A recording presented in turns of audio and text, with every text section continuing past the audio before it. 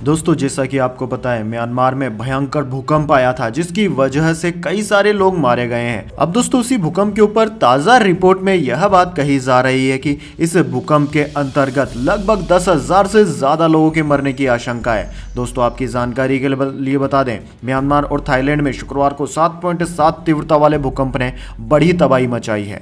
Myanmar में भूकंप से मरने वालों की संख्या बढ़कर जो ऑफिशियल आंकड़ा है वह 1,000 को पार कर गया है, लेकिन अनऑफिशियल आंकड़ा कह रहा है कि यह 10,000 के ऊपर पहुंच सकता है। घायलों की संख्या फिलहाल बढ़कर 1,670 हो गई है। अमेरिका के जियोलॉजिकल सर्वे ने कहा है कि मौतों का आंकड़ा 10,000 को पार कर जाएगा। अभी भी लगातार झटके महसूस हो रहे हैं जो लोगों को डरा रहे हैं। शुक्रवार रात को 11:56 पर म्यांमार में फिर से भूकंप के झटके लगे थे। स्थानीय समय के अनुसार शुक्रवार रात 11:56 पर म्यांमार में 4.2 तीव्रता का भूकंप आया। नेशनल सेंटर फॉर सिस्मोलॉजी ने एक्स पर एक पोस्ट में बताया कि भूकंप की तीव्रता 4.2 रही। यह 10 किमी की गहराई में आया था। भूकंप से हुई तबाही का अंदाजा इसी से लगाया जा सकता है कि थाईलैंड की राजधानी बैंकॉक में एक 30 मंजिला इमारत जमींदोज हो गई, जिसमें 43 मजदूर फंसे हुए हैं। भूकंप के बाद बैंकॉक में इमरजेंसी की घोषणा कर दी गई है।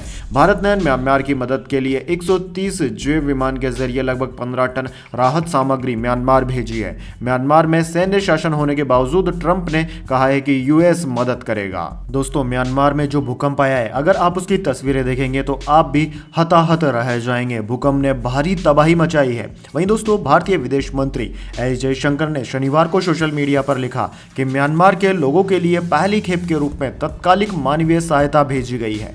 उन्होंने बताया कि भारतीय वायुसेना का C-130 प्लेन कंबल, तिरपाल, स्वच्छता kit, sleeping bag, solar lamp, food packet और किचन सेट ले जा रहा है। प्लेन में एक सर्च और रेस्क्यू टीम के अलावा मेडिकल टीम भी मौजूद है। एस जयशंकर ने कहा कि हम स्थिति पर नजर बनाए रखेंगे और आगे भी सहायता भेजी जाएगी। वहीं दोस्तों, म्यांमार की पूर्व प्रधानमंत्री आंग सान सू की सुरक्षित है। यह जानकारी बीबीसी ने सूत्रों के हवाले से दी है।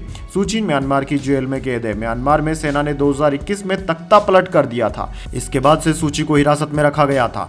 साल 2023 में भ्रष्टाचार समेत कई आरोपों में उन्हें जेल भेज दिया गया। वहीं दोस्तों, रेड क्रॉस ने कहा है कि बिजली आपूर्ति बाधित होने की वजह से मांडले, सागाइंग और दक्षिण शान राज्य तक पहुंचने की कोशिशों में जुटी उनकी टीमों को मुश्किलें आ रही है। रेड क्रॉस ने कहा है कि उसे जो शुरुआती जानकारी मिली उसके मुताबिक भूकंप से काफी ज्यादा नुकसान हुआ है। फिलहाल वे मानवीय मदद को लेकर जानकारी जुटा रहे हैं। म्यांमार और थाईलैंड में भूकंप में राहत और मदद के लिए रेड क्रॉस ने $1.5 लाख देने का वादा किया है। इस फंड का इस्तेमाल जरूरी चीजों जैसे कि भोजन, पानी, कंबल, तिरपाल, हाइजीन किट में होगा। वहीं दोस्तों, यूनाइटेड स्टेट्स जियोलॉजिकल सर्वे के मुताबिक शुक्रवार को आए 7.7 तीव्रता के भूकंप के बाद से म्यांमार में कम से कम 14 और झटके महसूस किए गए। ज्यादातर 5 से कम तीव्रता वाले थे। सबसे शक्तिशाली 6.7 तीव्रता का झटका था, जो बड़े भूकंप से लगभग 10 मिनट बाद आया था।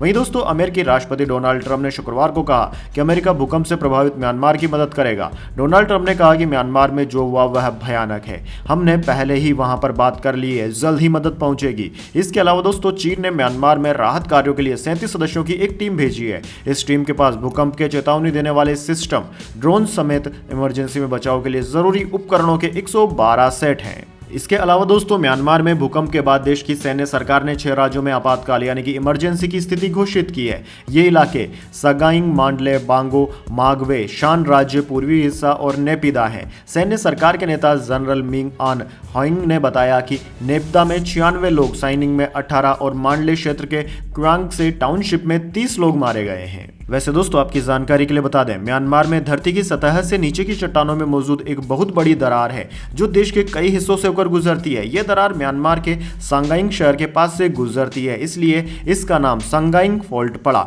यह म्यांमार में उत्तर से दक्षिण की तरफ 1200 किमी तक फैली हुई है। इसे स्ट्राइक फ्लिक फॉल्ट कहते हैं, जिसका मतलब है कि इसके दोनों तरफ की चट्टानें एक दूसरे के बगल के हॉरिजॉन्टल दिशा में खिसकती है, ऊपर नीचे नहीं। इसे आप समझ सकते हैं जैसे कि 2 किताबें टेबल पर रखी हो और दोनों एक दूसरे के खिलाफ स्लाइड की जाए। यह दरार अंडमान सागर से लेकर हिमालय की तलहटी तक जाती है और पृथ्वी की टेक्टोनिक प्लेट्स के हिलने डुलने से बनी है। दरअसल दोस्तों, भारतीय प्लेट उत्तर पूर्वी की ओर बढ़ रही है, जिससे सांगाइंग फॉल्ट पर दबाव पड़ता है और चट्टानें बगल में सरकती है। म्यांमार में कई बड़े भूकंप इसी सांगाइंग फॉल्ट की वजह से आए हैं। इससे पहले 2012 में 6.8 तीव्रता का भूकंप आ चुका है।